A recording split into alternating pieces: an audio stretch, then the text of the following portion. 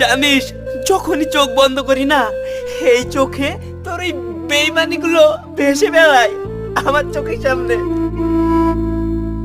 কিভাবে তোকে একটা সুযোগ দিব বল, কিভাবে দেব? জানিস, ভরসা আর বিশ্বাস ভেঙে তুই যে কাজটা করেছিস, তোর ওই বেইমানিগুলো সবসময় আমার মাথার মধ্যে কুরে কুরে খায়।